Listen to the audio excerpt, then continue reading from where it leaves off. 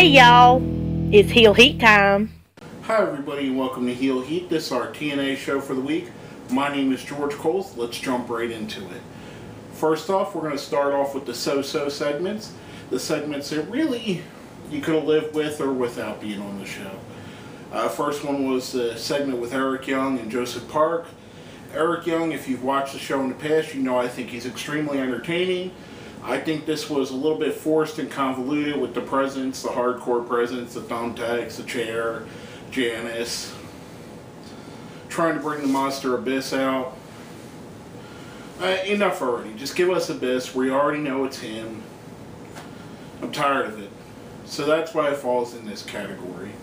A little bit long, like I said, and convoluted. Kind of like the next thing in this category, the Feast of Fire segment. I thought that should have took place last week like it normally does, right after. But they held off till this week. The first person that opens his briefcase is Zema Ion. He gets an X Division shot. Gunner gets a world title shot. Seems to throw it into James Storm's face that he did, which keeps teasing the breakup of them two as a tag team, which I'm all for because I think they're both way better as solid singles competitors going forward. Ethan Carter III, before he gets to his briefcase, the Stinger comes in, says, I'll take the briefcase from you, whatever it may be, on one condition, that you give me a match. Ethan Carter says no, opens his case, gets a tag title shot. Chavo opens his, he gets fired. I don't know how long this firing's going to go. It could be something where he goes, moves on, becomes a trainer, helps out in production, becomes an agent. I think it's time for Chavo to move in that direction anyway. His in-ring skills have kind of tapered off in about the last 5 to 7 years or so. And I think it's the right direction for him to go. I think he's someone that has a wealth of knowledge that could share it with the younger people, either in TNA or somewhere else. And the last thing on our so-so section was Lady Tapa and Gail Kim versus ODB and Madison Rayne. Just for the 4 women involved, and Tapa hasn't been as impressive, as intimidating, I shall say, but 3 out of the 4 women are really solid women's wrestlers. I thought this was a lackluster tag team match. I don't know if Madison Rayne's been that much away from the ring, but it didn't look like she was in sync at all. Madison and ODB pick up the win. To me, I don't know. It wasn't enjoyable to me. And that's really sad to say when you got 2 talents like ODB and Gail Kim. And Madison Rayne, to a lesser extent, is a good wrestler.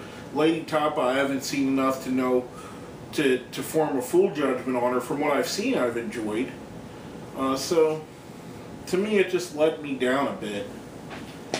Now, coming off of that, we're going to go into our question of the week. The question of the week from last week was, if you were in charge of TNA, who would you build the future around? We got an answer from our friend Lord Bogglesworth. In regards to the future talent of TNA, since his debut, EC3 has shown amazing promise with well-versed mic skills and in-ring ability, as well as presenting himself to be of world heavyweight title standards. I wholeheartedly agree. I think the kid's going to be something really special in the very near future. I've said it before and I've said it again. I'll say it again. And originally my friend Bob Delph, aka Bunkhouse Bob from the Internet Wrestling Express, he pointed it out to me. So credit due to him. But Ethan Carter III is kind of really reminds me of Tully Blanchard, who was a character that was one of the best heels of the 1980s, if you're not familiar with his work. One of the original 4 Horsemen. Absolutely great wrestler, and EC3 has reminded me of him. Now, if it were up to me, let's say the next 5 to 10 years of TNA, you got some really good younger talent. You got guys in there like Austin Aries. I don't know if he's going to go 5, 10 more years. Bobby Roode, same boat. Magnus is definitely a guy you can latch a hitch to and go forward with. To me, I think he nailed it with Ethan Carter. I think that's a guy you can get behind. Another person, I really think Bobby Roode's going to stick around for another 10 years. I think you build the company around him. As much as I hate to say it, Gunner is a guy that's improving vastly every time he's in the ring. I think Gunner could be a guy you build around. If I was to put a gun to my head and say it, out of the younger guys, I'd probably stick with Magnus. I think he's got what you need to go forward and become a huge star in the business. EC3, Gunner, I mean, they got some really good young talent. Zema Ion is really, really good as well. There's some really good young talent. Kenny King, if he's still there, he's been off of TV so much, I don't know if he is or not. But really good talent moving forward. Now, speaking of going forward, this one's kind of a... next week is going to be the beginning of the year show for TNA for 2014. And the question of the week for that is, what should be TNA's New Year's resolution as a company? Let us know what you think. Hit us up on Facebook, hit us up on Twitter, put it down where? Down in the comments. Now, for the first time since we've changed our format, we've went to the so-so, the bad, and the good. We totally have none that fit in one category. And for my sake and all you guys that have watched the show, it's the bad category that's gone. So we're going to go right into our good category. The one thing that really amazed me, and I know they've done it several times, they could put this match on every single show for an hour out of every show, and I would watch it every single time. Bobby Roode versus Kurt Angle, 2 out of 3 falls. Roode wins the first fall, Angle wins the second. Roode cheats and wins the third. Absolutely amazing. There is something very magical happening when you put these two guys in the ring together. 2 of the absolute best wrestlers in the world. I cannot get enough of this feud.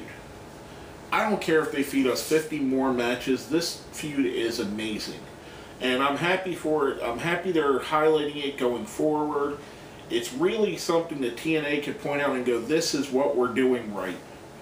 There's a lot of things they're doing and going in the right direction. This is one of them. Ethan Carter III is another one. The thing I'm about to talk about in a minute is, as well, Zema Ion back in the X Division. Another great decision going forward. And speaking of going forward, we had the beginning of the night had Magnus and Jeff Hardy in the ring. We seen last week Jeff Hardy having dinner with Dixie or having drinks with Dixie. Magnus brings up 10-10-10. Bravo to you, Magnus. Bravo to the writers that kept that in their minds and does not insult our intelligence. To know that Jeff Hardy's taken a payoff before, he has the possibility that he'll do it again. Good to put that thought of doubt into the wrestling fans' minds.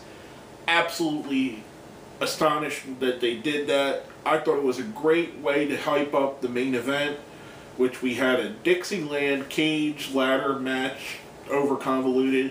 However, wonderful match all in its own. Magnus versus Jeff Hardy absolutely gelled together really well. The premise was you had to climb out the cage and then run up the stage to a ladder, go up the ladder, and get the belt. At different parts of the match, we had Ethan Carter III came down to interfere, Rockstar Spud interfered, pushed Jeff Hardy off the ladder. That was actually a really sick spot. I thought that was pretty crazy. But all in all, really solid match, really good way to put Magnus over, especially with the end. You see the heel turn come to full fruition with him standing there with Dixie Carter, Spud, and EC3, pretty much raising his arms as one of them. I thought it was fabulous. I thought it was a great main event. Great way to promote Magnus as your next big heel in the company. I can't believe how excited and happy I am about that match, especially knowing that it had convoluted beginnings with the crazy climb out the cage, climb the ladder thing. But anyway, we're going to go right into our ratings for the week. Now, if you've seen the show before, you know that we have a 1 to 5 scale. If you haven't, a 1's a Jesse Goddard, 2's a Garrett Bischoff, 3's a James Storm, 4's a Christopher Daniels, 5's a Bobby Roode. 1 is the worst, 5 is the best. Giving the show a 4, a Christopher Daniels all the way. As you've seen when we did the review, there was nothing bad on the show. A couple so-so things that kind of drug on. I might have slapped the EY and Joseph Park into the bad section if it wasn't EY and he's kind of entertaining. But other than that, the show was pretty good from start to finish. There was not one part of the show where I was like, oh, really, you're doing this? I enjoyed it all the way through. So I'm giving it a 4 at Christopher Daniels. Little room to improve, but not much. I thought this was probably the best wrestling show of the week. Basically, that's what I got to say about that. My name is George Coles, and this has been another episode of Heel Heat.